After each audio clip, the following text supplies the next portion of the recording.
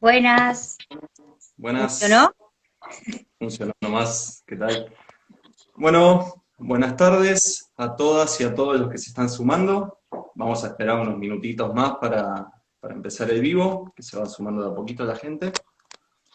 Unos 2, 3 minutitos. Ahí ya de a poquito vemos cómo se van sumando, saludando, hola.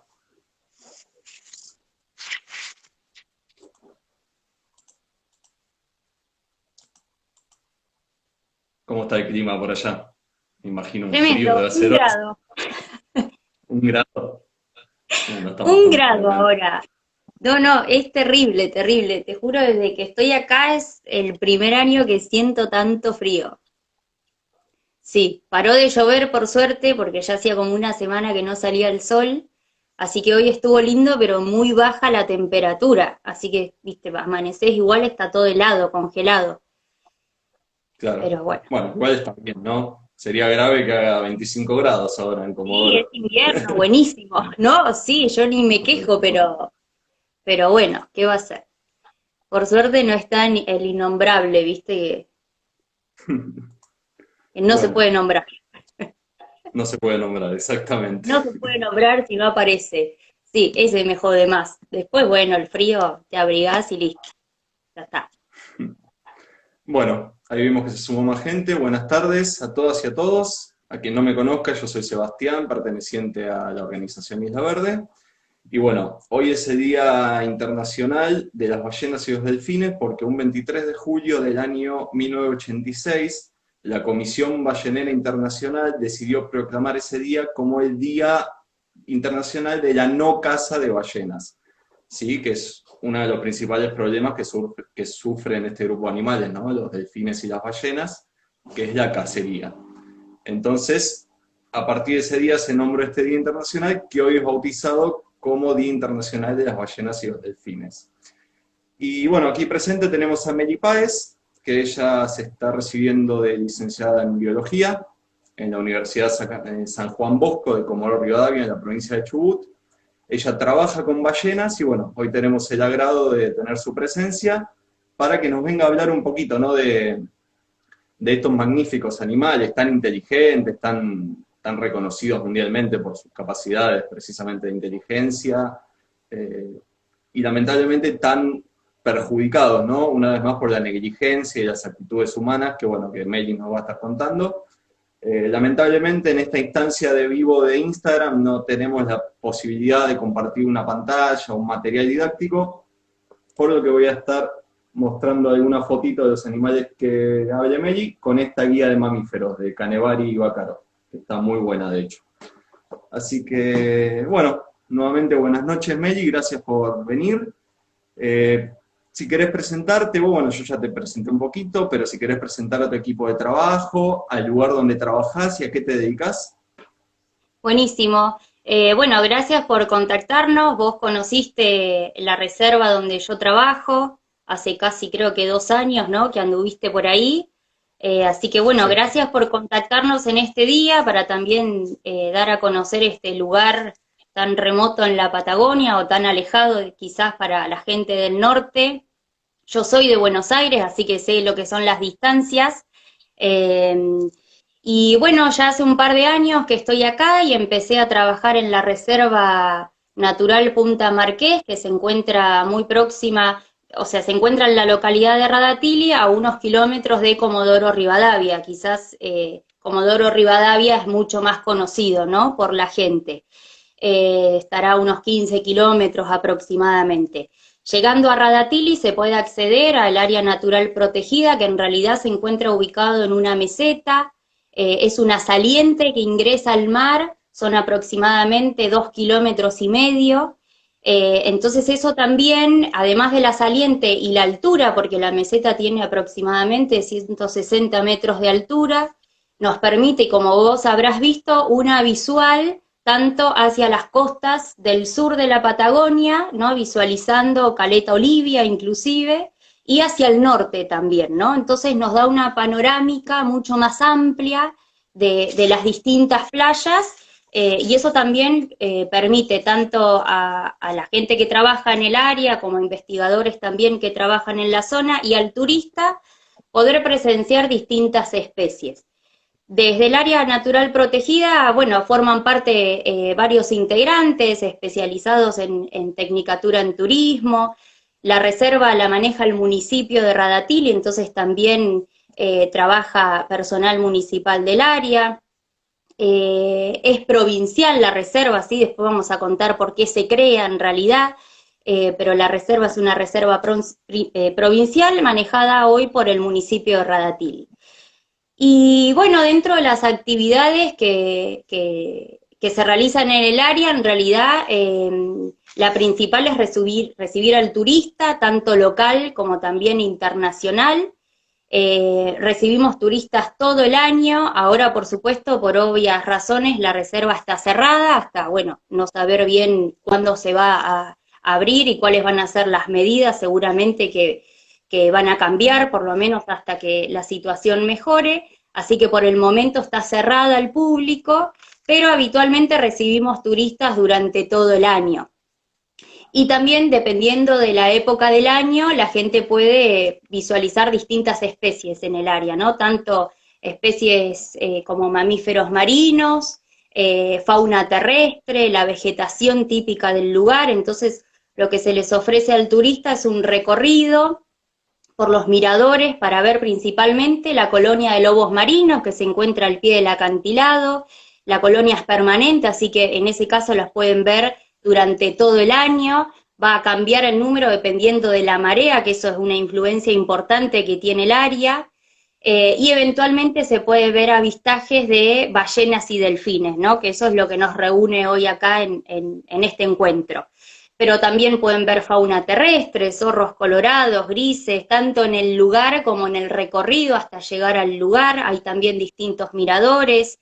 La flora, perdón, patagónica es muy característica por la estepa patagónica en sí, ¿no? Cómo se han adaptado a estas condiciones quizás más adversas, como son los fuertes vientos, la poca cantidad de agua disponible que hay. En el verano la incidencia de luz es bastante fuerte, en el invierno las heladas también son más notorias o más fuertes. Entonces es una vegetación bastante típica que es muy característica de la zona. También hacemos actividades en el verano principalmente, porque las condiciones climáticas son mejor para poder estar al aire libre. Dentro de las actividades hay una muy linda que es Experiencia Marqués, que es justamente un recorrido cortito, acceder a la colonia de lobos marinos, para que la gente que participa de esa salida, que es reducida, porque bueno, hay que descender el cerro, entonces tiene una dificultad media, y se pueden observar la colonia, tanto identificar las hembras y los machos, y eventualmente, como se hace en el verano, es posible que se puedan realizar avistajes de cetáceos, ¿no? Que nos ha pasado, estar observando la colonia de lobos y de repente que aparezca un soplido de una ballena o algún grupo de delfines. Eso por ahí De es, hecho, bueno, lo que me pasó a mí a cuando vos te fui. pasó. En Exacto, una la tarde, dos colonia especies de sabemos que está ballenas. siempre. ¿Cómo? No digo que en una tarde pude ver dos especies de ballenas, la verdad que el lugar es fantástico, como lo describe Sí, Meli, sí, sí. Sí, es, sí, está bueno. Y si eso lo por ahí quieren. sorprende más, ¿no? Porque capaz que, bueno, Ujú. llegás y en el momento no ves nada y después aparece, entonces también sorprende y al turista también lo sorprende. Es un desafío también enseñarle a ver al turista el mar, ¿no? Porque uno quizás está acostumbrado de estar ahí todos los días, ya sabe que hay alguna turbulencia en el mar y enseguida pones el ojo ahí y entonces te podés dar cuenta que hay algún grupo de delfines o alguna ballena. Y los soplidos lo mismo, ¿no? Uno por ahí ya acostumbrado los reconoce mucho más fácil, pero por ahí al turista a eso le cuesta más y también es un desafío y está bueno. Se brindan Claro. binoculares, al estar a altura también se les brindan binoculares para que, bueno, puedan hacer mejor el avistaje. Y también hay otras actividades que están acompañadas por especialistas de la Universidad de la Patagonia San Juan Bosco, que es una salida al intermareal o reconocimiento de flora, a cargo también de especialistas que trabajan y colaboran también con el área. Recibimos, bueno, también colonias, escuelas. Ahora, bueno, este año no pudimos hacer una de las actividades que es la reserva va a la escuela, entonces se les ofrece material a los chicos para que reconozcan la fauna terrestre, más allá de una foto o del animal en sí, sino también a través de algún rastro, ¿no? Que puede ser alguna huella, materia fecal, cosas que, o sonidos, entonces quizás no los estamos viendo, pero sí a través de algún rastro, poder saber que están en la zona.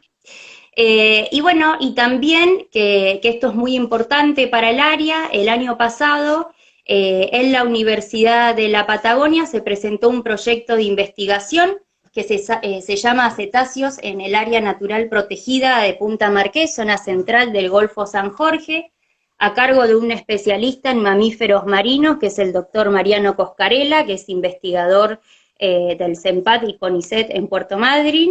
Entonces se formó un grupo de investigación que también lo integran otros investigadores, becarios, CONICET, y alumnos de la universidad, de la sede de Comodoro Rivadavia, con también colaboración del personal del área protegida, en donde el objetivo principal del trabajo de investigación es conocer un poquito más cuáles son las especies de ballenas y delfines que habitan en la zona central del Golfo San Jorge, poder hacer reconocimiento, ver el comportamiento, establecer algún, digamos, estacionalidad, ¿no? Cuándo las vemos y cuál es la abundancia que se ve en la zona. También a raíz de ese proyecto salió también de la universidad un proyecto de extensión que es también, se llama Conociendo los cetáceos en la zona central del Golfo San Jorge, que es de divulgación específicamente, ¿no? Para mostrar en las escuelas y al público en general cuáles son los resultados, cómo se trabaja en investigación, cuáles son las especies que se habitan en la zona de una manera más amigable, ¿no? Que los términos más científicos que uno por ahí utiliza con los pares.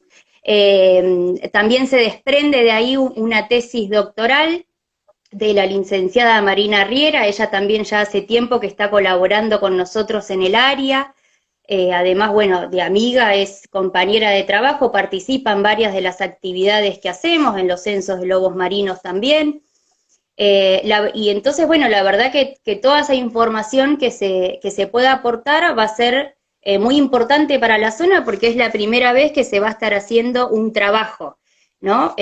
Con profesionales en el área. Entonces, todo lo que se pueda aportar desde ahí, desde esos conocimientos que se obtengan, va a ser muy valioso para conocer y también para generar estrategias o planes de manejo, ¿no? En la zona.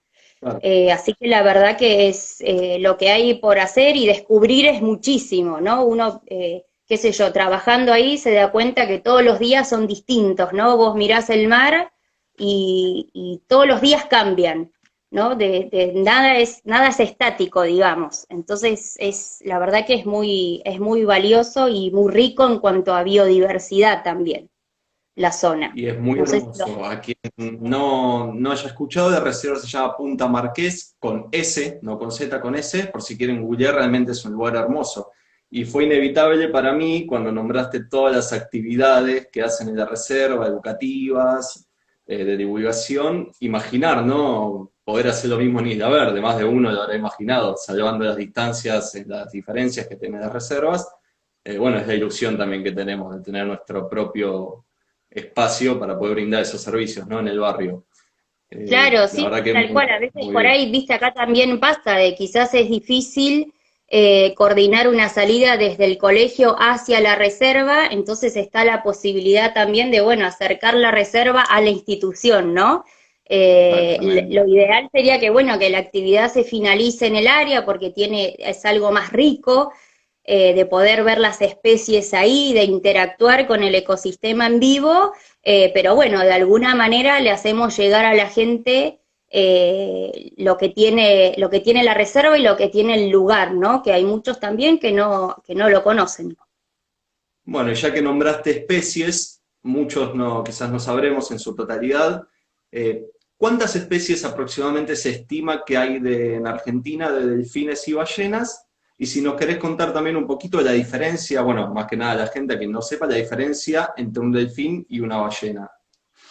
Bueno, en O realidad en bueno, Argentina son los dos grupos la, de cetáceos. la, sí, la diversidad en Argentina es muy amplia, vos ahí tenés un librito, ¿no? Yo también acá tengo uno, lástima que no se puede compartir desde acá ese, que no sé, yo tengo este que es de mamíferos marinos, específicamente en Patagonia, así que mirá la cantidad de información que hay. Separé ahí algunas como para mostrar las imágenes de las especies que más observamos en el área, ¿no? Específicamente voy a referirme más a Punta Marqués, que es lo que más conozco, pero en cuanto a diversidad es muchísimo, en Argentina y a nivel mundial en realidad. Uno busca imágenes, la cantidad de especies es increíble y los tamaños y las formas que tienen las especies también cambian mucho. Particularmente en la zona nuestra, en la zona central del Golfo San Jorge, una de las especies que se avista en la zona, bueno, es la ballena franca, que quizás es la más conocida. Eh, Cuando uno La de habla de billete. ballenas, enseguida se les viene a la imagen la ballena franca, ¿no?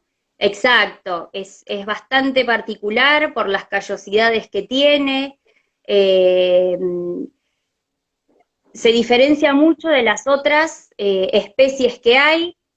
En realidad, si querés comento algo ya de la morfología, ¿no? De cómo la podemos visualizar nosotros. La característica principal son justamente esas callosidades que tiene en la cabeza, ¿no? Que en realidad son Entonces, callos que ahí se llega a ver, son callos que son colonizados por pequeños crustáceos que se llaman ciámidos, y eso es lo que le da esa característica o esa rugosidad que parece, ¿no? Cuando uno la ve a simple vista. Es una relación simbiótica que se establece entre las ballenas y esos pequeños crustáceos.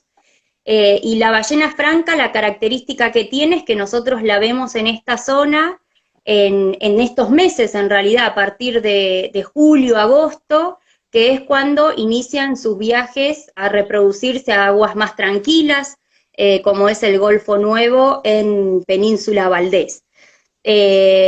Justamente como son viajes migratorios hacia zonas de reproducción, buscan aguas más calmas para tener a sus crías y para reproducirse. Por eso el hábito que tiene es más bien costero y nosotros en esta zona la vemos muy cerca de la costa.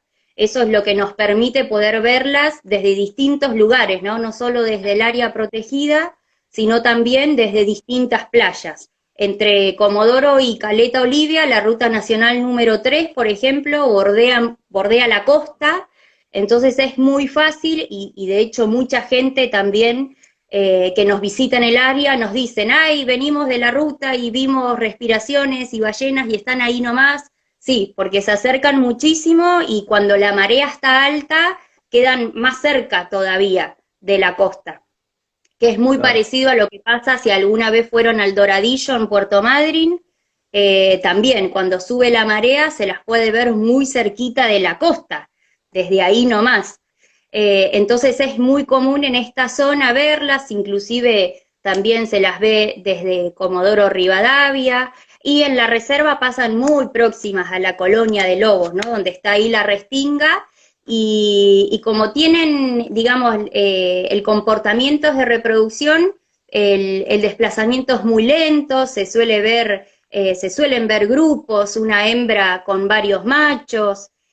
A veces solemos ver hembras con un juvenil, que evidentemente ese cachorro nos ha pasado de, no que sea un cachorro nacido en la temporada, sino un ejemplar de 1 año o 2 años, pero que se encuentra todavía con la mamá. Algunos individuos solitarios que simplemente van hacia el norte a reproducirse, y inevitablemente se ven, ¿no? Los saltos característicos de los individuos más jóvenes o quizás de algún macho que está queriendo aparearse con una hembra, ¿no? Porque en cuanto a los saltos hay varias interpretaciones también, ¿no? Como una forma de comunicarse o de mostrar que, bueno, son más poderosos que los otros machos, porque recordemos que la cópula es, digamos, se da más bien por competencia espermática, ¿no? Quiere decir que varios machos copulan a una misma hembra. Y cuando la hembra no quiere copular, se ve como se pone con el vientre hacia arriba y ahí están los machos intentando acceder a la cópula. Eso en Permitime hacer cuanto a una las frases. aclaración. No, quería hacer una aclaración con algo que dijiste cuando nombraste a los organismos que viven en las callosidades. Vos hablaste de simbiosis. Bueno, quería explicar por si alguien no entendió lo que significa la palabra simbiosis. Es una relación que se da entre dos organismos vivos, en este caso denominados simbiontes, en el que en la mayoría de los casos ambos organismos se benefician el uno del otro a través de esa relación que se da en muchos años de evolución. O sea, esos organismos que nombró Mary, que viven en las callosidades de la ballena, necesitan a la ballena como la ballena necesita de ellos, en este caso. Por si alguien quiere investigar, es un proceso de la biología muy interesante, la simbiosis. Bueno, una aclaración, por quizás alguien se quedó pensando en esa palabrita. Y Sí, qué yo a veces interesante, ¿no? Sí, la Franca Austral es quizás la más famosa que tenemos. Puerto Madryn es uno de los lugares top, diría, como para poder avistarla y más conocidos, ¿no? También la tenemos en el billete de 200 pesos. Es un patrimonio natural nacional de todos los sí, argentinos. claro, sí, sí, sí. Y bueno, nosotros nombramos a Puerto Madryn, pero imagino como está Punta Marquesa y otros lugares para avistar no tan famosos. ¿Vos qué lugares podés recomendar en Argentina, en todo el largo de la costa, como para poder avistar ballenas y delfines? Más allá de Puerto Madryn, ¿no? Que claramente es uno de los más conocidos. Sí, es uno de los más conocidos. Sé también que en las grutas están también viendo bastantes ballenas en Mar del Plata. No sé en esos lugares si hacen actividades, digamos, de embarcación, como, perdón, como se hace en Puerto Madryn, pero sí se suelen avistar los animales desde las costas. Por ejemplo, acá en Punta Marqués y en inmediaciones no está permitida la actividad turística con acercamiento y salidas en embarcación, ¿no? Como así tampoco está permitida la persecución a ningún mamífero marino ni acercamiento, ¿no? De particulares. Pero acá desde la zona los avistajes se hacen desde la costa, ¿no? Sin embarcación. Lo que sí nos pasa a nosotros quizás ahora es que por ahí uno, el que conoce la zona y sabe que es época de avistar ballenas francas, bueno, no es algo que uno ve todos los días, ¿no? Porque en realidad acá lo que estamos viendo es que pasan. Quizás en otras zonas se están estableciendo, en Puerto Madryn dura bastante la temporada. ¿Sí? Llegan a partir de, creo que en septiembre es el pico máximo y se las puede ver entre agosto, septiembre, octubre, ya a fines de noviembre ya empiezan a dejar el golfo, entonces el periodo en las que se las puede ver es mucho más mayor y uno tiene más posibilidades de llegar hasta el lugar. No sé en los otros lugares, si en las grutas o en Mar del Plata, cómo es también la temporalidad que ellos tienen, ¿no? La experiencia que nosotros tenemos es que hay días que por ahí todos los días ves algún grupo y capaz que por unos días no ves más y después por ahí empiezan a aparecer o muchas veces se ven en las playas antes de llegar a Punta Marqués y capaz que nosotros nos fuimos de la reserva y no vimos nada, ¿no? Que pasan Claro. más tarde, digamos, porque van tan lentas y con tantos, digamos, juegos de cópula que no tienen un desplazamiento rápido. Entonces también nos pasan de que nos avisan que están viendo y nosotros desde el área no las llegamos a ver. Pero la verdad que es muy lindo y son muy vistosas. También la respiración, que siempre se le dice, tiene la respiración en forma de V. Sí, es una respiración bien característica que se puede ver desde distintos puntos panorámicos, se puede ver sin problema. Sí, eso en cuanto a la ballena, a la franca, ¿no? Pero después en la zona también podemos nombrar otras ballenas que quizás son menos conocidas. Hay una que es muy conocida a nivel mundial por las acrobacias que da, que es la ballena jorobada, que también morfológicamente es muy particular porque tiene esas aletas pectorales ¿no? Las aletas del costado son las aletas pectorales que son muy largas, parecen remos, y tiene una aleta arriba dorsal en el lomo que es muy chiquitita y por la forma y la forma que tiene de desplazarse y de nadar, pareciera que tiene una joroba, ¿no? De ahí el nombre jorobada. Esta ballena, que es muy conocida y se puede observar en distintas partes del mundo, acá la estamos viendo en la reserva, principalmente en los meses de verano. También es un animal migratorio que se alimenta en latitudes más altas, como en la Antártida, y migra hacia zonas, pero esta migra mucho más que la franca, llega a reproducirse en Brasil en realidad, entonces el recorrido migratorio es mucho más grande, y nosotros acá en realidad al verla en el verano la vemos en comportamientos más bien de alimentación. Son pocos los ejemplares que hemos visto, pero se ven en la zona. Y más al sur hay registros también en Ushuaia, de hecho tienen un catálogo con las colas, que esto ahora me viene al recuerdo. En realidad hay formas también de poder saber si los individuos visitan todos los años la misma zona, ¿no? Cuando hablamos de los cayos en las francas, nos referíamos a esa colonización, ¿no? de los ciámidos, pero en realidad esos cayos son como la huella digital nuestra, ¿no? No cambian en el tiempo, entonces se puede determinar con una fotografía de la parte de la cabeza si los ejemplares son los mismos que se están viendo todos los años. Y en el caso de la jorobada, esa huella digital es la cola, ¿no? Con una foto de la cola, de los bordes que tiene y la pigmentación en la parte de abajo, en la parte ventral, se puede reconocer, y de hecho hay catálogos también para ver si el individuo ya visitó la zona en otras oportunidades. La ballena jorobada lo que tiene es que es súper acróbata, y acá la hemos visto golpear la cola, golpear la aleta pectoral, que es tan grande, entonces se ve, se escucha, los saltos que da también son muy característicos, y a veces empieza a saltar y salta y salta, y se va avanzando, saltando, y no sabemos por qué lo está haciendo. Muchas veces los hacen ejemplares más chicos, entonces, bueno, pensamos, bueno, estará queriéndose comunicar con algún adulto, pero la verdad que la jorobada es increíble, y también es muy conocida por las técnicas de alimentación que tiene, ¿no? Que se conocen mucho por formar esos burbujones que encierran a los cardúmenes de peces. Y acá en la zona lo que hemos visto también es una técnica de alimentación, que nuestra compañera Marina Riera presentó un trabajito el año pasado en un congreso, donde se la vio casi prácticamente una semana alimentándose de un cardumen de peces, y de una forma muy particular, ¿no? Como si encerrara el cardumen entre la restinga donde se encuentran los lobos marinos, y cómo los iba acarreando con la aleta dorsal y dando finalmente esa bocanada.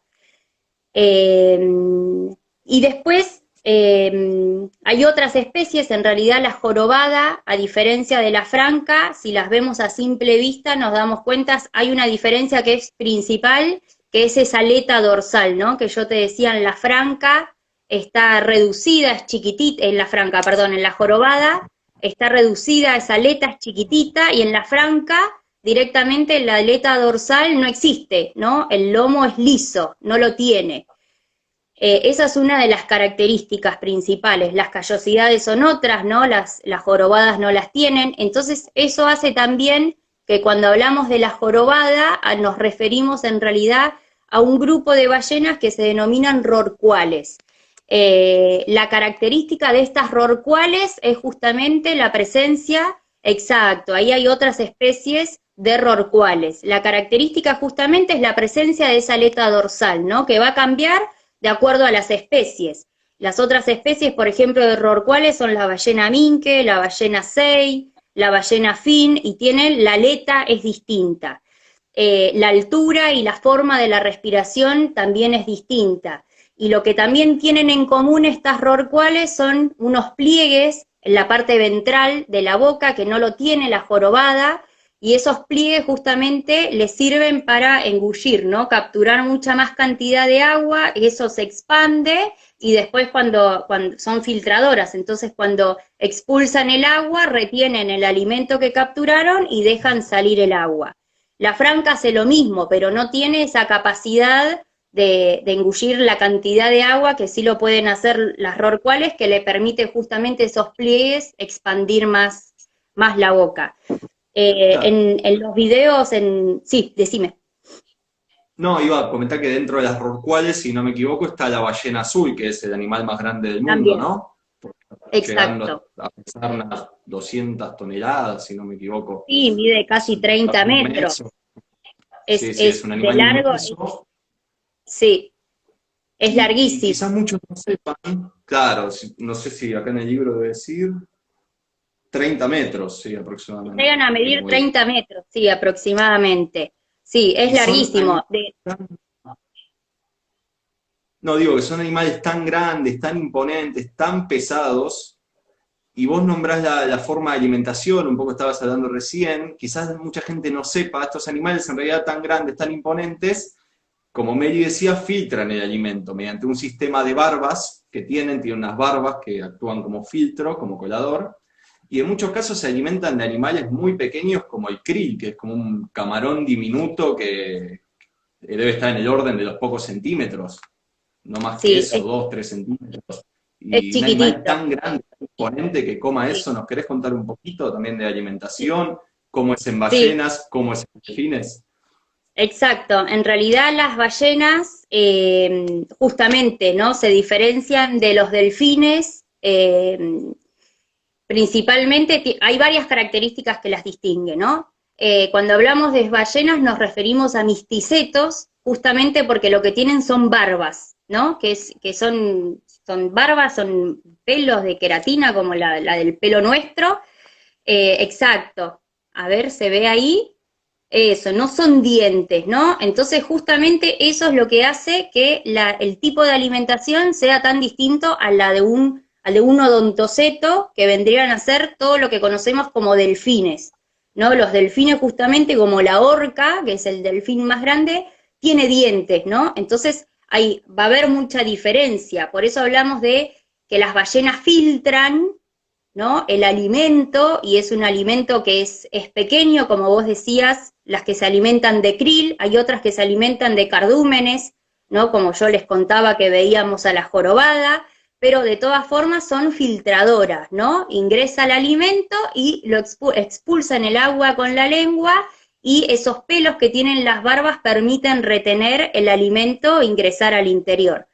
En el caso de los odontocetos, al tener dientes, son depredadores, entonces se ubican también en otro lugar de la cadena trófica, ¿no? La orca es el predador tope, inclusive caza ballenatos, lobos marinos, pingüinos, eh, peces. En el caso de los delfines, dependiendo de la especie, la dieta puede ser también de peces o calamares.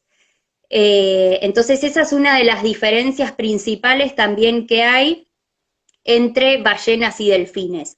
Lo que hacen las ballenas también, la alimentación a través de este método de filtración que tienen las ballenas, es justamente que realicen estos recorridos migratorios, ¿no? Porque se alimentan en aguas frías donde estos animales predominan, y tienen que reproducirse hacia zonas más cálidas, ¿no? Y estos lugares de alimentación se dan generalmente en latitudes más altas, tanto en el Ártico como en el Antártico. Por eso hablamos de que los misticetos son especies en realidad migratorias, ¿no? Y la migración no supera el Ecuador, por eso siempre se hablan también de dos poblaciones. En el caso de la franca está la franca del norte, y en el caso de la franca del sur es la franca austral que nosotros conocemos, ¿no? Y no hay intercambio porque tampoco coinciden las épocas. El verano nuestro es lo contrario a lo que sucede en el norte. Entonces tampoco hay encuentro o intercambio genético, por eso se han separado esas poblaciones, ¿no? Entonces, bueno, la verdad que también esto nos lleva a pensar que tienen un rol, ¿no? Digamos, en un nivel trófico, tanto las ballenas como los delfines, porque ya vimos que su forma de alimentarse va a depender justamente de que unas tienen barba y otras tienen dientes, entonces se alimentan de cosas distintas, y todas cumplen un rol fundamental en el ecosistema, ¿no? Recordemos que en realidad en el mar, así como en la tierra las plantas son los productores primarios, en el mar el productor primario, el que inicia toda la red trófica, es el fitoplancton, ¿no? Que son esas algas unicelulares que pueden realizar la fotosíntesis, como lo hacen las plantas terrestres, y que la existencia de este fitoplancton da lugar a que exista el zooplancton, ¿no? Que es el que se alimenta del fito. Y es ahí donde ubicamos a las ballenas, ¿no? Como las que consumen al zooplancton. Y también un dato muy interesante es que la defecación de la materia fecal de las ballenas también es súper importante en esta relación de las cadenas tróficas, porque devuelven al mar en realidad nitrógeno, azufre, todos elementos que necesita el fitoplancton para poder realizar la fotosíntesis, ¿no? Entonces es como un ciclo, es como un círculo, ¿no es cierto? Me alimento de pero también devuelvo al mar estos nutrientes para que el ciclo continúe. Entonces todos forman parte importante en estas redes o cadenas tróficas, y sacando un eslabón sabemos que esto puede tener alguna alteración, ¿no? Como sucede también en otros ambientes, en los terrestres Claro. o en otros Más si lugares. es un organismo tan relevante como es un organismo que es el tope de la cadena trófica, ¿no? Imaginen, si Exacto. ustedes sacan una orca o una ballena, la sobrepoblación de sus presas que debería haber generaría un desequilibrio, la verdad que bastante incontrolable. Así que imaginen, bueno, lo importantes que son, y más que interfieren en la producción primaria, como dijo Meli, ¿no? La producción primaria no es más ni menos que nuestra proveedora de oxígeno. Entonces imaginen lo importante que son, quizás indirectamente, porque no vemos directamente nosotros ese beneficio que nos brindan, pero indirectamente nos están brindando un servicio ecosistémico único que es la provisión de oxígeno. No solo de los humanos, Exacto. sino a todos los seres vivos, ¿no? Sí, Quería recordar a la gente que vamos a intentar responder las preguntas que hagan al finalizar el vivo. El vivo dura 1 hora, hasta las 10, si vemos que nos quedamos cortos podemos extender uno nuevo unos minutitos más. Pero bueno, anímense a preguntar, que la verdad que Meli sabe mucho, vale la pena preguntar, y intentaremos, dentro de lo que se pueda, responder algunas preguntas, ¿no? Vos hablaste de técnicas de caza, de cómo cazan, de la diferencia entre los delfines y las ballenas. Hay algo que me llamó la atención a mí de chiquitito, mirando documentales como fanático que era y que soy, y que seré, que las orcas en Argentina desarrollaron una técnica muy particular de cacería que permite que el animal pueda salir afuera del agua por unos instantes a buscar a su presa. ¿Es así? ¿Nos querés contar un poquito cómo es esa técnica? Que es muy interesante, ¿no? Que un delfín pueda salir del agua a cazar. sí, es lo que los especialistas llaman varamiento intencional, ¿no? Porque salen justamente a capturar la presa fuera del agua. La orca en Punta Marqués es como la figurita que todo el mundo quiere ver, o todo el mundo pregunta por las orcas, porque también tiene, ¿no? La verdad que es un animal imponente, es un delfín, pero en Punta Marqués fueron muy pocos los encuentros que tuvimos. No, creo que si mal no recuerdo, en el 2016 fue la última vez en un verano que se vio un grupito el varamiento intencional. Se vio un grupito de orcas en la zona. Uno enseguida lo piensa, si no avistan la zona, por la colonia de lobos marinos, ¿no? Que se encuentra al pie del acantilado, que en el verano llegan a superar los 3.000 individuos, y hay nacimientos. Si bien no nacen tantos cachorros, están naciendo por temporada 60 cachorros, pero la verdad que no es una zona donde sea frecuente el avistaje de orcas. Sí, en Península Valdés, en Punta Norte, es donde más se dan los avistajes, y de hecho viene gente de todas partes del mundo a filmar ese momento en el que la orca sale, hace ese varamiento intencional para poder atrapar al cachorro, ¿no? En un momento, en un periodo donde los cachorros están dando sus primeros inicios a las sumergidas en el mar, en realidad, ¿no? Los cachorros de los lobos marinos nacen en tierra firme, y a partir de los 2 meses aproximadamente ya empiezan con las primeras inmersiones. Entonces es ahí donde están mucho más vulnerables y las orcas aprovechan ese estadio tan juvenil de los cachorros para poder capturar. Y lo que tiene la orca de magnífico en realidad es como son muy sociales, ¿no? Entre su mismo grupo. Entonces cooperan todas, ¿no? Y también se ha descrito cómo hacen esa caza, que primero patrullan la zona y después, bueno, sale, a veces tienen que ser varios los intentos. Yo tuve la suerte de ver uno en Punta Norte, y salió el animal varias veces a hacer el varamiento intencional, entraba, salía, entraba, o sea, un gasto de energía impresionante, y bueno, y capturó de todas las veces un cachorro, ¿no? Y después ese cachorro también es llevado y compartido al resto del grupo, ¿no? Entonces son animales muy sociales.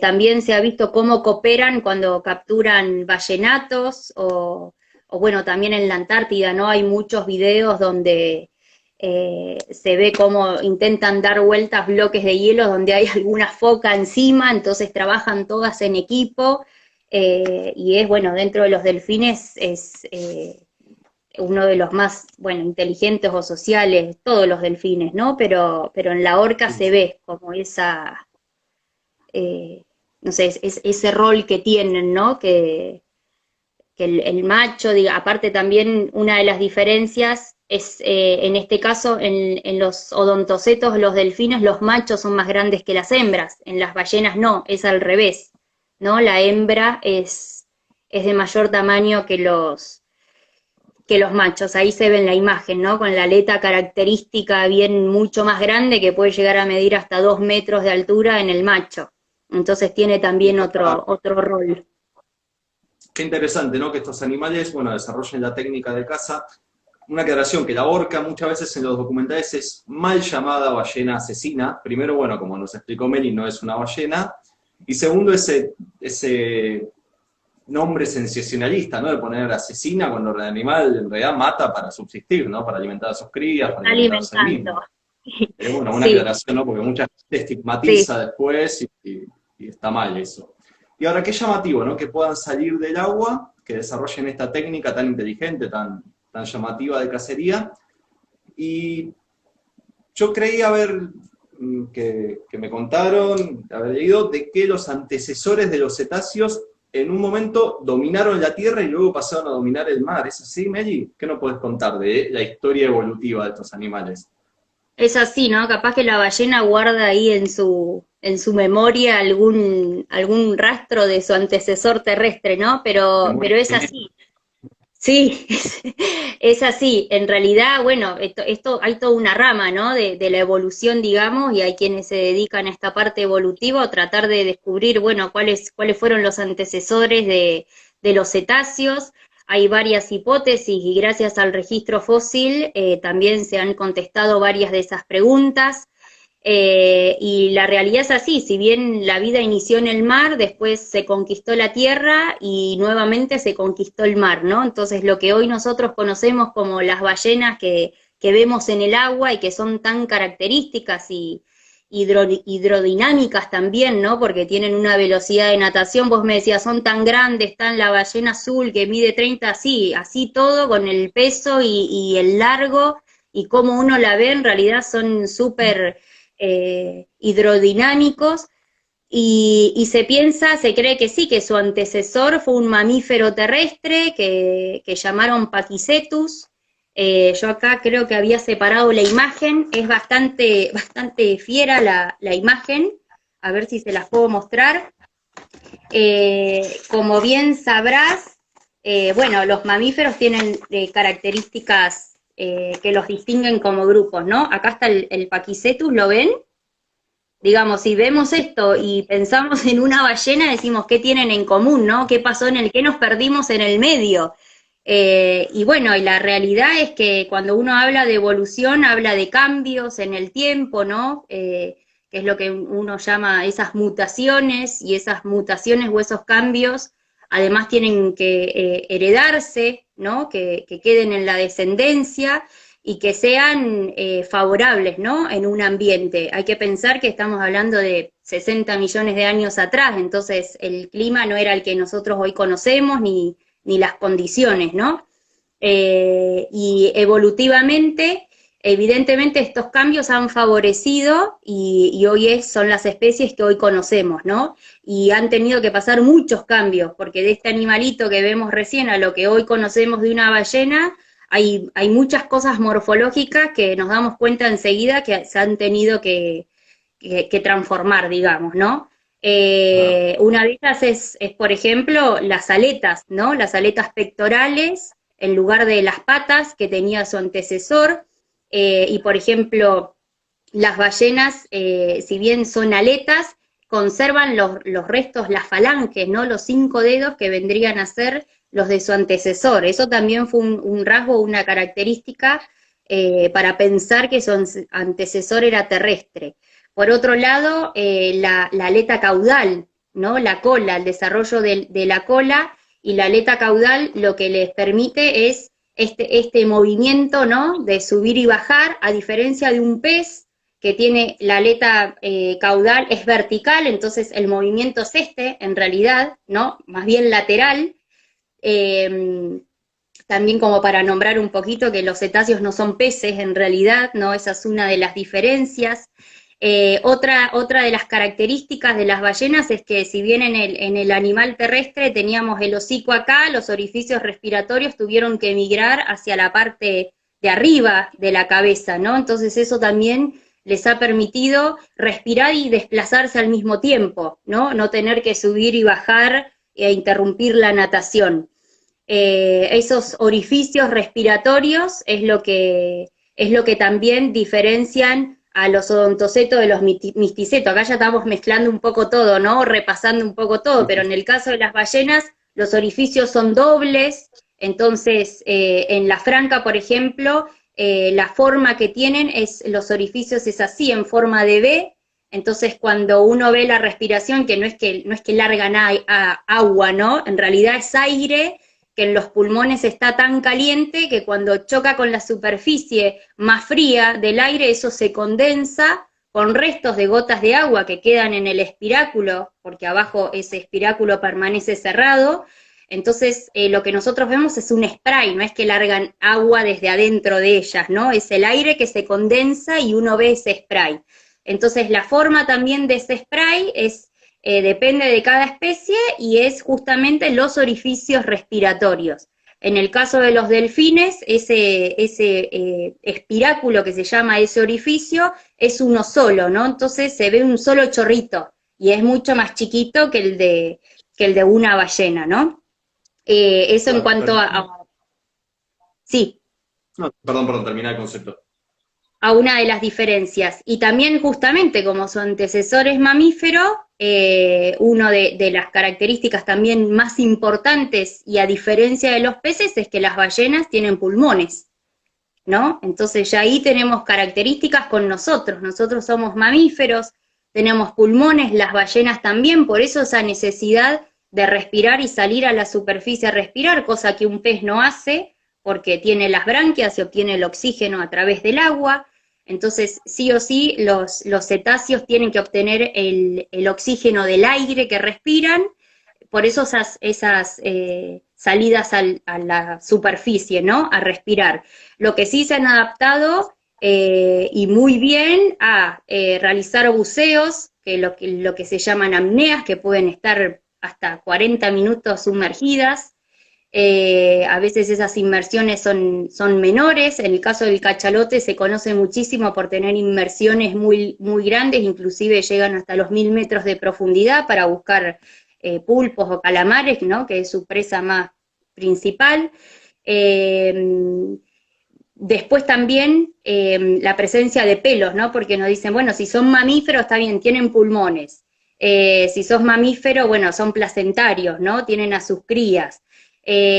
amamantan, ¿no? Tienen mamas, amamantan, en este caso las mamas son internas en realidad, pero es estimulada por el cachorro y la leche es muy rica en grasa, ¿no? Entonces eso hace que sea bien espesa y que el cachorro la pueda ingerir, ¿no? Porque todo sucede en el agua, digamos. Acá no sale nadie a la tierra como el lobo marino que come en el mar y después amamanta a su cría en tierra, ¿no? Acá pasa todo en el agua. Entonces, otra de las preguntas es, bueno, ¿y el pelo? Porque si hay algo que nos caracteriza como mamíferos es el pelo, ¿no? Y este animalito terrestre evidentemente era bastante peludo.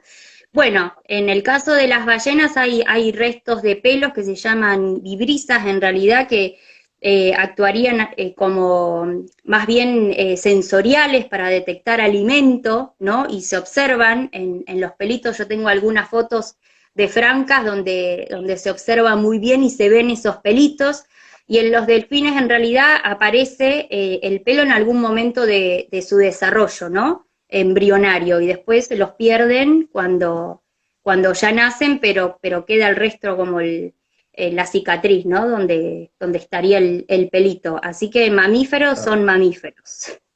Y qué loco, ¿no? Que vos hablás, bueno, son mamíferos, al igual que nosotros, al igual que un ratón, al igual que un murciélago. Y a la vez hablas de hidrodinámica, y eso, bueno, hidrodinámica es la forma del cuerpo para adaptarse al agua, al igual que un pez, al igual que un lobo marino, al igual que un pingüino. Entonces muchos quizás se preguntan, pero ¿cómo es posible que el animal es mamífero como nosotros, pero se parece más a un pez, quizás en la condición de tener aletas y la forma de cuerpo? Hay un concepto que se llama convergencia evolutiva, ¿sí? Que ese concepto nos dice que hay dos organismos, por ejemplo, que pueden venir de antecesores directos muy lejanos evolutivamente, pero que adoptan características morfológicas o fisiológicas en común debido a las condiciones del ambiente donde viven. En este caso, los peces y las ballenas evolucionaron con aletas, por ejemplo, precisamente por el entorno donde viven, al igual que los lobos marinos y los pingüinos. La convergencia evolutiva también se puede ver en aves y en murciélagos, que los murciélagos también son mamíferos, pero tienen ala, al igual que las aves. Es un concepto muy interesante, ¿no? El de convergencia. Cómo puede terminar dando organismos con ciertas características en común, tan separados evolutivamente, ¿no?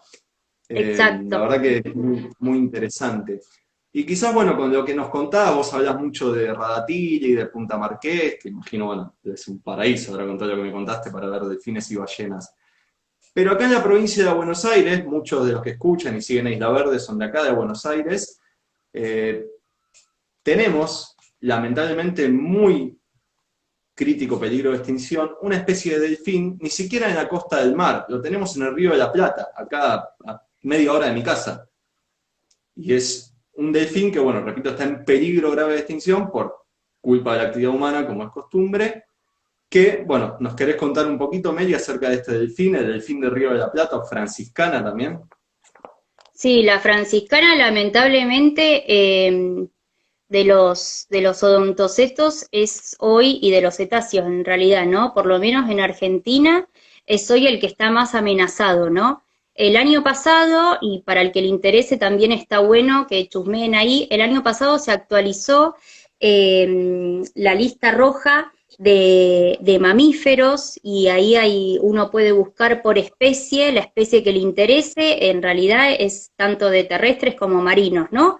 Pero uno ahí puede buscar y está actualizado, digamos, el estado, ¿no? De conservación, y la franciscana justamente está en un estado vulnerable. En el caso de la franca, por ejemplo, pasó de vulnerable a no estar en peligro, ¿no? O de preocupación menor, digamos. Pero en el caso de la franciscana no. Y el mayor problema en realidad con la franciscana está, como vos decías, muy asociado a la actividad del hombre, ¿no? La franciscana tiene una distribución desde Brasil hasta el norte de Chubut. Entonces acá nosotros en la zona no tenemos ejemplares, no hemos visto ni siquiera por varamientos, ¿no? La distribución llega hasta mucho más al norte de Chubut. Pero sí, bueno, hoy es una de las problemáticas, y tiene mucho que ver con algo que es un término que se llama bycatch o captura incidental, ¿no? Son aquellos animales que quedan atrapados en redes o artes de pesca que no son la especie objetivo de la pesca, ¿no? Quizás, no sé, me voy a pescar merluza y en la red me traigo merluza y 20 delfines, ¿no? Entonces, mi especie objetivo es la merluza, pero me traje otra especie que no era la que yo quería capturar. En el caso de la franciscana está muy asociado al arte de pesca más bien artesanal, ¿no? Más costero, entonces se la encuentra muy frecuentemente enredada en los trasmayos, ¿no? Que uno conoce, que va y pesca por ahí más de orilla. Pero bueno, lamentablemente también se conoce poco de, digamos, del número poblacional, y tengo entendido que hace un par de años, digamos, a raíz de esta problemática, ¿no? Y de la cantidad de animales que aparecían muertos, una digamos, de las gestiones que se hizo fue probar con, ¿cómo se denomina? No me sale el nombre, pero como ahuyentarlos acústicamente, ¿no? A través dejando unos dispositivos en las redes, cosa de ahuyentar al animal o prevenirlo de que ahí hay una red, ¿no? Digamos, a través de sonidos acústicos.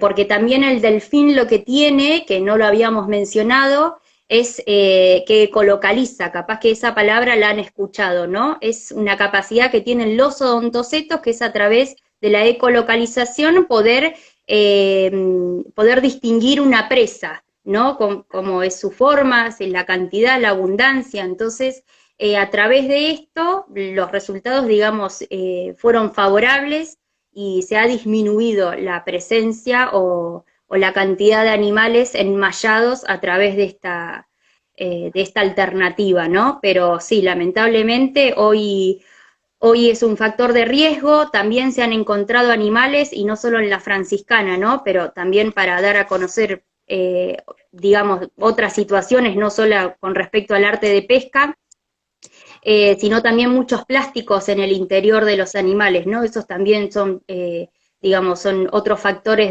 de mortalidad que se pueden dar. Las redes de pesca no solo quedan enredadas o es una problemática para los delfines, también se ven ballenas.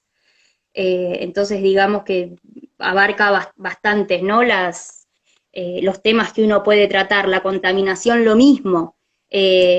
Recordemos que la contaminación, no tanto los metales pesados como eh, fertilizantes en realidad que terminan en el mar, ¿no? Cuando son utilizados en los medios de cultivo y demás, muchos de estos, por ejemplo, muchos de estos metales pesados sabemos que se acumulan, ¿no? A través de las redes tróficas, ¿no? Justo habíamos hablado de esto, ¿no? La importancia de las redes tróficas, y sabemos que se van acumulando, entonces aquellas especies que se alimentan de peces, por ejemplo, indirectamente están acumulando, por ejemplo, metales pesados, ¿no? Y eso en las especies de cetáceos se acumula justamente en la grasa, ¿no? Entonces también en algunos lugares, he leído algunos trabajos, en algunos lugares también los cetáceos, además de cumplir un rol en el ecosistema y demás, también serían como especies indicadoras del estado del mar, ¿no? A través de una muestra poder determinar, bueno, cuáles son las sustancias que están acumulando en el cuerpo.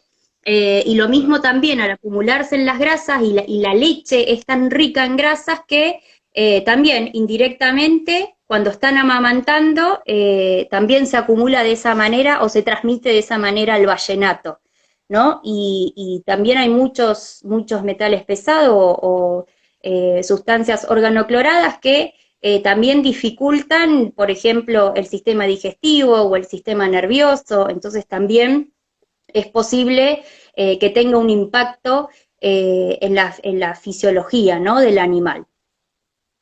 Permitime un comentario que hago. Ahí Instagram nos está avisando que quedan 30 segundos porque el vivo de Instagram nos permite una hora nomás de charla.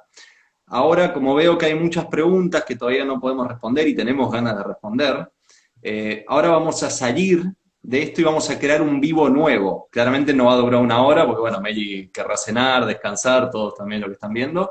Pero bueno, Ahí estoy. esperemos un ratito que veo que está entrando más gente, así nadie se pierde las preguntas. Hablo mucho. No, está perfecto. La verdad que nos estás enseñando mucho también con todo lo que hablas, así que habla nomás. Vos cortame. Me haces así y cambio de tema. No, no, bueno, a veces quizás para meter algún comentario de algo que me llama la atención, pero la verdad que cada cosa que decís, por suerte, está siendo muy Ah, yo interesante. me copo Porque hablando, qué sé yo, por ahí, muy bien. sí, si Hay hablamos de muchas pingüinos, me preguntas. puedo hablar de pingüinos, qué sé yo. ¿Cómo?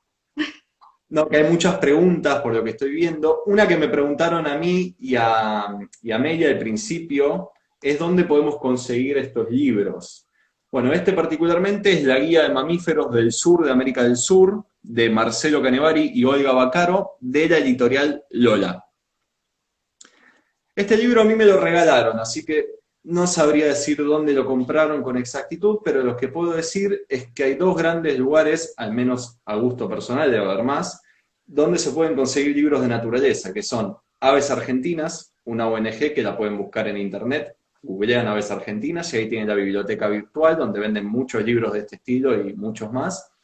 Y también está la Biblioteca del Naturalista, que lo pueden encontrar en Facebook. Esos chicos son de La Plata, pero hacen envíos a todo el país, así que también pueden consultar a ellos. No, no sé si tienen este libro puntual, pero si no tienen esto, tienen otras guías de mamíferos que son muy interesantes. De aves, de insectos, de plantas, tienen de todo. Así que si quieren chusmear la biblioteca, están muy buenas. Este particularmente es de la editorial Lola, que vi que me preguntaron también la editorial. Bueno, justo Meli nos estaba contando entonces de la franciscana, ese delfín que tenemos en el Río de la Plata, que esperemos poder seguir teniendo si revertimos acá a tiempo, ¿no? Los factores que están dañándolo, entre ellos la caza accidental, la contaminación, que es muy importante y que la podemos revertir nosotros y nosotras como ciudadanos, ¿no? El delfín está en el Río de la Plata, nosotros viviendo en Buenos Aires tenemos un impacto también con nuestros hábitos de consumo, en que este animal está en peligro de extinción, ¿no? Y bueno, es una problemática que no es solo de la franciscana quizás es más frágil y se expresa más, pero en todas las ballenas a nivel mundial es una problemática, el de la cacería, el de la cacería ilegal, el de la cacería accidental. ¿No es cierto, Meli? ¿Cómo es la situación actual en Argentina de la cacería ilegal de ballenas? ¿Se está regulando? ¿Qué se sabe del tema? Me imagino, Bueno, bueno, vos que es un habías punto negro como para sí, es controlarlo, una ¿no? Pero bueno. problemática, en realidad fue una problemática antiguamente, por eso como vos decías y dabas inicio a la charla, hoy lo que se conmemora en realidad es la prohibición, ¿no? De la caza de ballenas y delfines, que creo que fue en el año 84 o en el año 83, vos habías dicho ahí, habías pasado bien la 86. fecha, ¿no? La info, o por ahí, a través de Gordo la lo Comisión Ballenera Internacional, ¿no? Que es una comisión que está integrada por varios países, que en su momento también la integraba Japón y creo que no sé si fue el año pasado o el anterior, se fue de la comisión, lo cual despertó también muchas controversias porque, bueno, es uno de los países donde sabemos que más actividad de caza ballenera y de delfines registran, ¿no? O que se sabe de su conocimiento. La caza de ballena en realidad ha llevado casi a la extinción de muchas especies, ¿no? Por eso es que se prohíbe luego a nivel mundial. Particularmente acá en la zona, en Patagonia, hay registros de caza. Estaba la Comisión Argentina de Pesca y tenemos registros. También uno, bueno, leyendo y conociendo un poco más la zona, también hemos encontrado varios artículos donde menciona, ¿no? Cómo fue evolucionando en realidad eso. Primero, utilizaban a las ballenas los primeros cazadores, ¿no? Quizás se pensaba que utilizaban la carne a partir de animales que aparecían varados en la costa, después eso ya pasó a capturar especies más costeras porque eran más fáciles de llegar. Eso llevó también a ir perfeccionando el arte de pesca. Nosotros en la reserva, no sé si vos lo viste, pero tenemos un arpón ballenero que donaron, que encontraron acá cerca del área, y el arpón en realidad es un arpón donde llevan la punta un explosivo, entonces eso ingresaba en el cuerpo del animal, explotaba y con eso enganchaban, ¿no? A la especie, al bicho y lo traían, ¿no? También se ha ido modernizando, digamos, el diseño de los arpones y de los barcos también, ¿no? Entonces cada vez podían capturar más animales en una sola salida, no tener que ir y venir. Y entonces, bueno, eso es lo que ha llevado a disminuir muchísimo la población de muchas especies. De hecho, se empezó a cazar la franca austral acá en el sur cuando disminuyó la franca del norte, ¿no? Que ya había llegado casi a sus números de extinción. Y también, si uno se pone a ver la historia, también se ve cómo las especies objetivos fueron cambiando, ¿no? La franca en realidad, al ser tan lenta, más costera, más pesada, entonces muerta flota, era una de las principales en ir y cazar, ¿no? También ese soplido característico en forma de V, con respecto a la ballena azul, lo mismo, ¿no? El soplido es tan alto que es fácil de identificar. Entonces, cuando los números de esas especies empezaron a disminuir, fueron como, bueno, ¿y ahora por dónde vamos? Entonces, las especies objetivos también fueron cambiando, ¿no? Hoy una de las que está más en peligro, por ejemplo, es una de las rorcuales, que es la ballena sei. Y la ballena minke, que es de las rorcuales, es la más chiquita, ¿no? En tamaño. Entonces, también para capturar es mucho más fácil, lamentablemente. En el caso de los delfines, lo mismo, ¿no? Hay registros, claro, ¿no? Son La bastante ballena 6, parecidas, sí, y vamos a exacto. mostrar la minke enana sería. Sí, Minke Nana y Minke Antártica también, pero digamos, es como para que vean cómo cambian el tamaño, ¿no? Exacto. Sí, y bueno, Bien. en el caso de los delfines también, ¿no? Han sido capturados inclusive no solo para alimentarse, sino también son capturados para utilizarlos de carnada, ¿no? Eh, en otras especies objetivos como de pesca. Y la utilización que se le ha dado, bueno, actualmente es la carne, pero la utilización que se le ha dado en realidad ha tenido que ver también con la confección de prendas de ropa, ¿no? De los corsets en las mujeres, bueno, para el funcionamiento también del aceite, el cachalote ha sido también muy perseguido y es famoso por la película Moby Dick, que algunos recordarán. Así que bueno, también el cachalote ha sido una de las especies también más perjudicadas, lamentablemente. Sí. Pero bueno, acá por lo menos, como yo te decía, ¿no? En realidad las actividades acá están bastante reguladas, está prohibida la persecución y el acercamiento a cualquier mamífero marino para garantizar también ¿no? el ecosistema en donde habitan. Ahí está el cachalote, ¿no? El cachalote morfológicamente es muy particular. Nosotros no es frecuente acá en la zona, hemos visto un cachalote que varó en una playa cercana a Punta Marqués y pudimos ir a tomarle fotografías y medidas.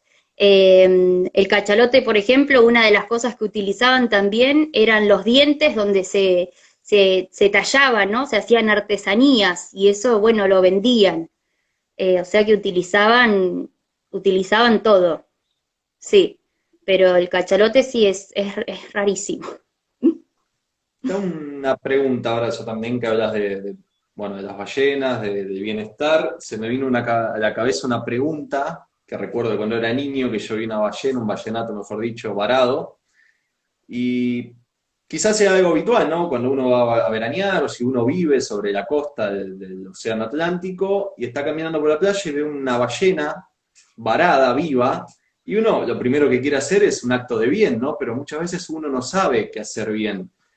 ¿Vos nos podés contar qué se puede hacer en caso de ver una ballena varada? ¿A quién llamar? ¿Qué hacer como primera acción para poder ayudarla? Sí, está buenísimo que traigas esto porque es como vos decís, ¿no? A veces es muy frecuente encontrarse no solo algún cetáceo, sino también capaz que algún ave y por ahí estas recomendaciones sirven para cualquier especie con la que uno se pueda encontrar. Particularmente hablo acá de Chubut, porque bueno, digamos, hoy la zona en la que estoy, existe la red de fauna y, digamos, en la costa hay distintos nodos, ¿no? Acá en Comodoro Rivadavia y Radatili se está formando el nodo de la red de fauna.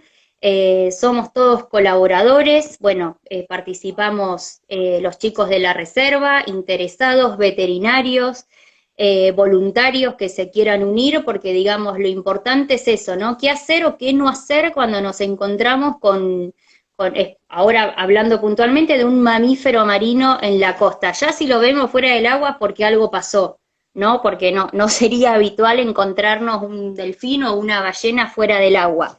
Entonces, más allá de que el animal se encuentre muerto o se encuentre vivo, lo que hay que hacer es llamar al 103, y esto lo digo por Chubut, ¿no?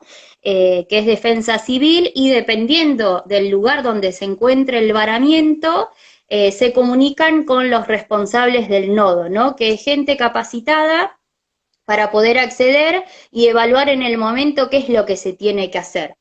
Pero de ninguna manera hay que tratar de acercarse al animal porque en realidad no sabemos cuáles son las causas por las que se encuentra en tierra, ¿no? Puede ser que tenga alguna enfermedad, son animales que transmiten enfermedades, sin ir más lejos, el lobo marino, por ejemplo, transmite la tuberculosis, entonces tampoco podemos acercarnos y tocar sin saber qué es lo que pasó, y si el animal está vivo, tampoco le podemos generar estrés, ¿no? Porque son animales que fuera de su ambiente se estresarían como cualquiera de nosotros que nos meten en un lugar donde no es nuestro ambiente, ¿no?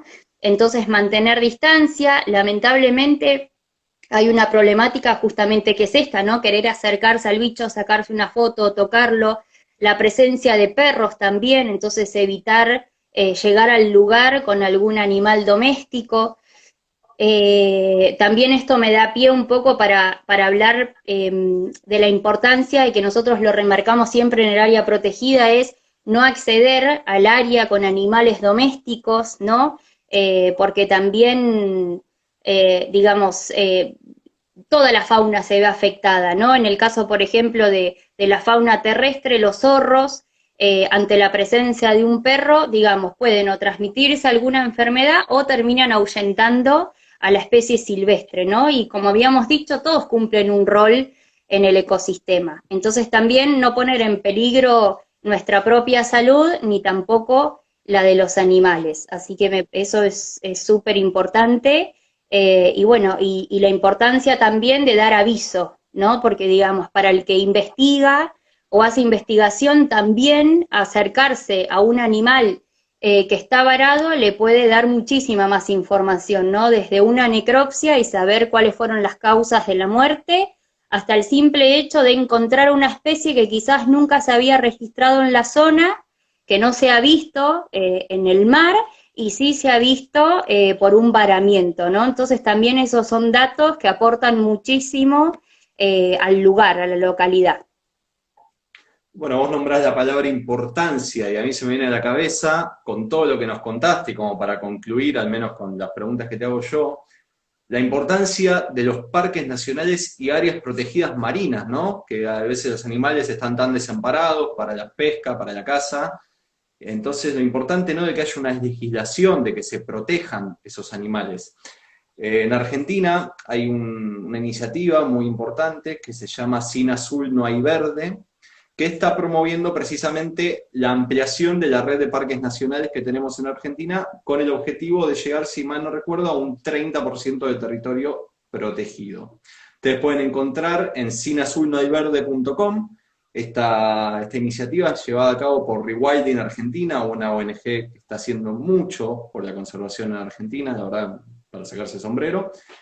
Y pueden, bueno, interiorizarse en la página, ¿no? Un poquito más del trabajo y de la importancia, más allá de todo lo que nos contó Mary hoy, que es fundamental, ¿no?, para que se protejan estas áreas, como nombró, por la producción primaria, por el oxígeno que respiramos, por los servicios turísticos, ¿no?, de muchos pueblos que viven de los animales. Puerto Madryn, imagínense, si no fuera por las ballenas, no sería lo que es.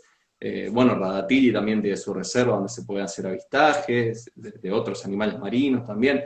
La pesca, que la criticamos, pero bueno, también la pesca es un sistema de subsistencia para mucha gente y necesitan que las poblaciones de peces no se extingan, no las sobreexploten. Entonces, la importancia, ¿no?, de estas áreas protegidas, bueno, marinas y también las terrestres, como Punta Márquez y como Isla Verde, ¿no?, que también necesitamos en nuestro barrio un área protegida.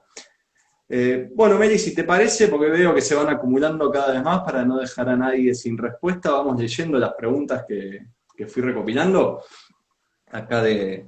A ver si las Bueno, puedo la primera que responder. hicieron... ¿Cómo? Si las puedo Vamos a ver. responder. Sí, sí, vamos a ver a quién apuntan. Supongo que para vos, ¿no?, que sos mucho más interesante que yo hablando, pero bueno, vamos a ver a quién apuntan. La primera era, ¿dónde podemos comprar este libro? Por si alguien no lo escuchó, el libro a mí me lo regalaron, pero es de la editorial Lola, y hay, que yo recomiendo, dos grandes librerías naturalistas. Una es la de Aves Argentinas, la ONG Aves Argentinas, que en su página web tiene la sección de biblioteca para vender libros. Tiene libros de aves, de mamíferos, de insectos, de plantas, de un montón de cosas. No sé si puntualmente van a tener esta guía de mamíferos, pero tienen otras también mucho más lindas o igual de bonitas, ¿no? Y la otra es la Biblioteca del Naturalista, que lo encuentran en Facebook con ese nombre. Son unos chicos de La Plata que hacen envíos a todo el país también, por si quieren consultar, a ver si lo tienen. Bien, vamos a ver entonces las Sí, y yo preguntas. sumo este, que también nosotros lo usamos mucho, que es mamíferos marinos, Patagonia y Antártida, que quizás lo tienen ahí, yo lo compré en una librería de acá, pero quizás ahí en donde vos estás diciendo, capaz que lo tienen. ¿Qué editorial es, Meli? Disculpa. Así la gente lo puede pedir bien. Vázquez Mancini, Perfecto. Vázquez Massini, editores. sí, que tiene Bueno, varios, acá... ¿viste? Sí, sí, sí. La Tiene verdad que es varias, muy famoso tiene en naturaleza. varias guías, sí. Bueno, acá nos preguntaron de la contaminación, que ya lo respondiste, cómo es la alimentación de las ballenas, que ya lo respondiste, muchas preguntas claramente se fueron respondiendo con el transcurso de la charla. Acá O Cambio llegaron Loca, tarde o quedaron ahí, sí, bueno, o las contestamos en la charla. tal cual. Hay una pregunta de Cambio Loca que dice, ¿hay alguna hipótesis de cómo las ballenas encuentran el krill o los bancos de peces? Bueno, en realidad, mirá, de lo que yo sé, porque uno dice, bueno, ¿cómo se dan cuenta de cuándo se tienen que ir a reproducir y de cuándo se tienen que ir a alimentar, ¿no? En realidad las zonas de alimentación, como yo había mencionado, están muy restringidas a los lugares, en el caso de las ballenas, ¿no?, que son las que filtran y que se alimentan principalmente de krill, tienen que emigrar sí o sí a las zonas donde esos bancos de krill abundan, que es en las latitudes altas, ¿no? Porque ahí las condiciones climáticas hacen que florezcan estos bloom o esta cantidad de animales. Hay en realidad, tienen, por ejemplo, esos pelitos que yo les decía, ¿no?, que son los vestigios del mamífero terrestre, que son también sensoriales, entonces pueden identificar dónde se encuentra la alimentación, porque no pueden ecolocalizar como lo harían los delfines, ¿no?, en el caso hablando de las ballenas. ¿Y cómo saben cuándo dejan esa zona donde llegaron a alimentarse? Bueno, una de las teorías es también por las horas de luz, ¿no? Esto se da específicamente hablando de nosotros en el hemisferio sur, las mayores horas de luz y la mayor abundancia de estos bancos de krill se dan en el verano.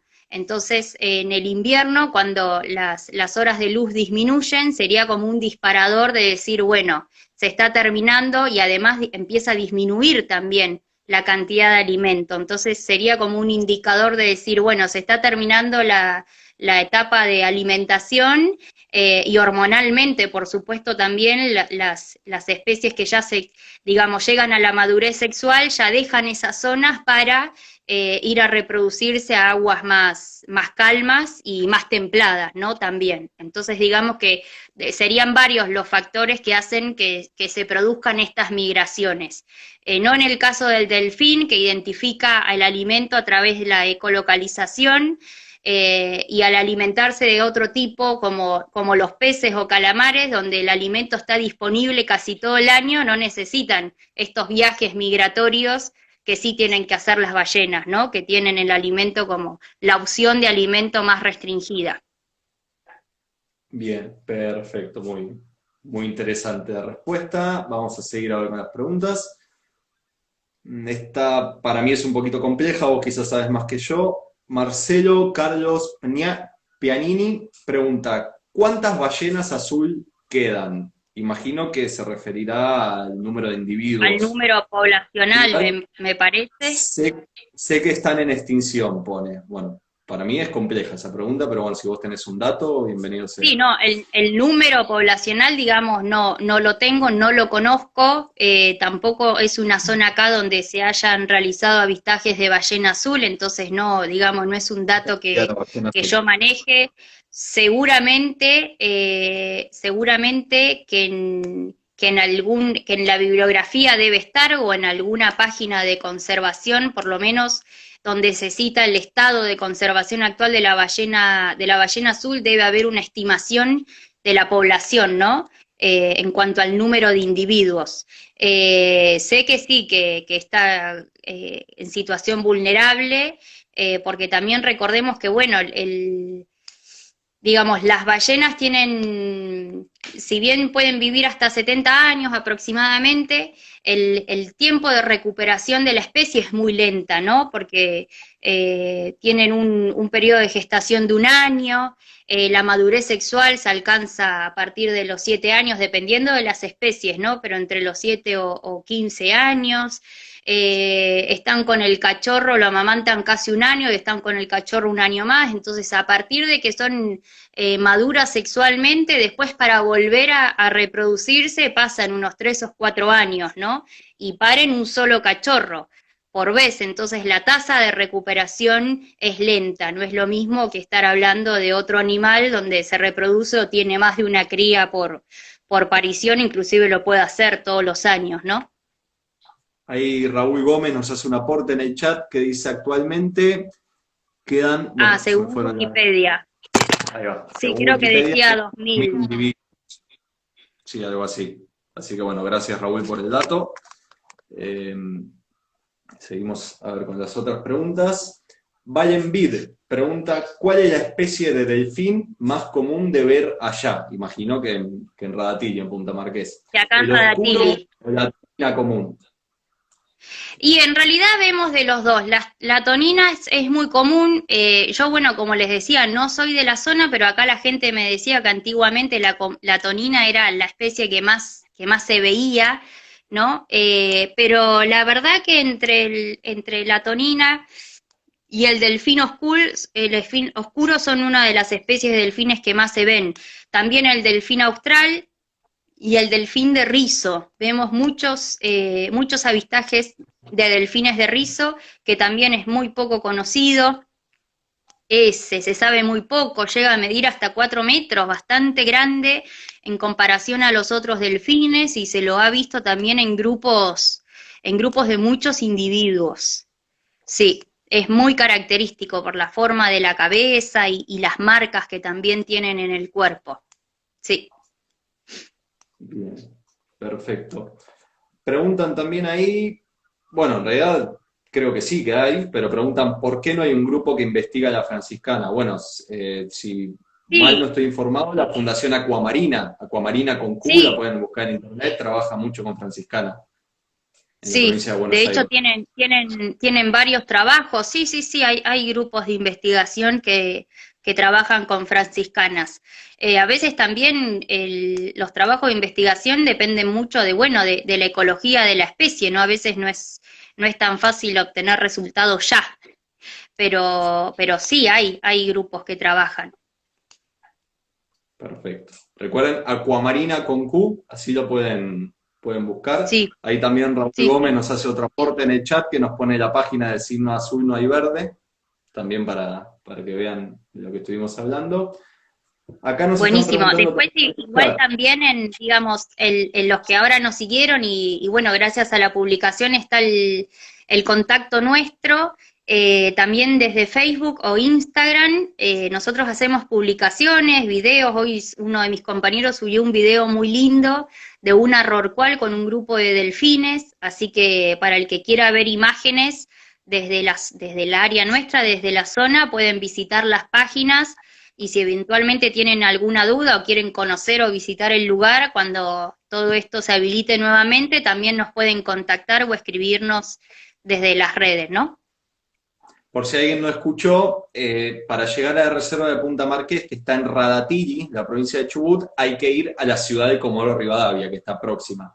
¿Sí? Entonces desde ahí, desde Comodoro Rivadavia, se puede acceder a la reserva. ¿Y cómo es que los encontramos en redes sociales? Por si alguien no escuchó y quiere tomar nota, en Instagram, en Facebook. Punta Marqués, área protegida, ahí nos pueden encontrar, en cualquiera de las dos redes, igual nos pueden escribir también y consultarnos, o bueno, o cualquier sugerencia. Lo mismo para las actividades de verano, si andan por la zona, el que es turista y quiere conocer, también por ahí pueden participar o llegan justo a las actividades que hacemos en el verano. Bien, perfecto. Punta Marqués con S, ojo, porque es muy común poner con Z también. Bueno, acá nos preguntan también si hay conocimiento de que haya caza en el territorio marítimo argentino. Creo, bueno, que ya se respondió. O solo accidentes de pesca, que también se respondió. Preguntan cómo están las ballenas ahora que no hay turismo. No es época, ¿no? En Puerto Madryn ahora. Imagino que Sí, sí, ahora sí. ahora es época de, bueno, de apareamientos y de las hembras que tienen a sus crías, las tienen en estos golfos. La verdad que, bueno, este año es muy particular, ¿no? Porque, digamos, las áreas se encuentran cerradas. No sé si hay gente los que hacen investigación, si siguen accediendo a la zona, yo desconozco, puedo hablar desde acá, desde Punta Marqués.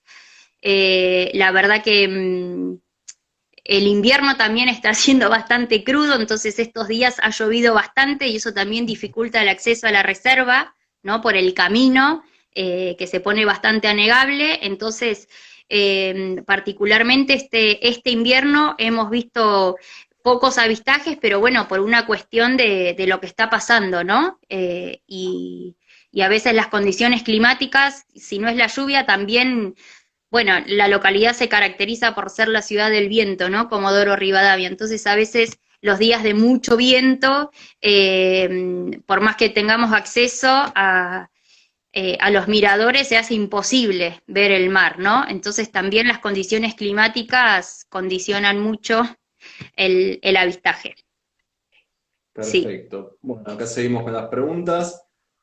Ahí Emiliano Caneda pregunta, ¿qué onda con Mundo Marino?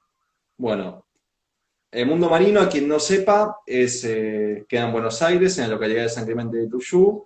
Es como una especie de zoológico, pero de fauna acuática, ¿no? Donde lamentable y tristemente se practican ciertas actividades de estilo circo, donde exponen a delfines y a orcas a shows con pelotitas o con acrobacias, aprovechando sus habilidades biológicas, ¿no? de ser acrobáticos, para la diversión humana, ¿no? Y lucran con ello. Desde ese punto de vista, yo imagino que cualquier persona que trabaje en conservación y que le gusten los animales libres en la naturaleza va a repudiar a este tipo de empresas y organizaciones. Pero hay algo que quizás no se ve muchas veces, es que Mundo Marino, más allá de las intenciones empresariales o no que puedan tener desde un sector de la organización, también tiene la Fundación Mundo Marino, en la cual trabajan personas como Mel y como yo, como ustedes, con buenas intenciones con la naturaleza, muchas veces estudiantes de biología, veterinaria o ya recibidos, muchos voluntarios también, y que trabajan con el mejor amor y hacen cosas muy grosas, ¿no? Por los animales, muchos rescates, muchas rehabilitaciones, muchas liberaciones. Entonces quizás preguntar qué onda Mundo Marino es medio complejo, ¿no? Medio dicotómico, porque por un lado tiene esa parte cirquense que habría que abolir totalmente, en mi opinión. Ya no estamos en un tiempo donde se puedan seguir permitiendo esos espectáculos, pero también, por suerte, pueden cambiar las intenciones en una parte y tener esta fundación en pie, que la verdad que, repito, es muy prestigiosa, hace muy bien trabajo, conozco gente y doy fe de las intenciones de la gente que trabaja ahí. Bueno, también tiene eso, ¿no? Que no es todo negro, por suerte, más allá de las intenciones que tengan los que manejan la empresa, doy fe de que la gente que trabaja ahí lo hace muy bien y con muy buenas intenciones. Así que bueno, esa es la opinión, supongo que Meli tendrá una opinión parecida, pero bueno, eso es al menos mi opinión acerca del mundo marino y de Mar del Plata Aquarium, y bueno, es el otro tipo de lugares que hay así. Ahí Cambio Loca nos pregunta si en la reserva de Punta Marqués tienen algún programa de voluntariados en temporada. No, no hay programas de voluntariados. Hay un programa que de hecho el año pasado, Jere, un pasante, en realidad acá hay una escuela que es biología marina, que el último año, en realidad los chicos tienen que hacer una pasantía en algún lugar donde quieran, y en esta oportunidad tuvimos a Jere, que se interesó y que ahora está estudiando biología en la universidad. Entonces quiso hacer la pasantía, pero digamos que fue a través de la escuela, ¿no? Pero la reserva no tiene un sistema por el momento, no tiene un sistema de pasantía, sí. Varios nos pregunta, pero por el momento no, pero bueno, no quiere decir que en algún momento eso se pueda planificar.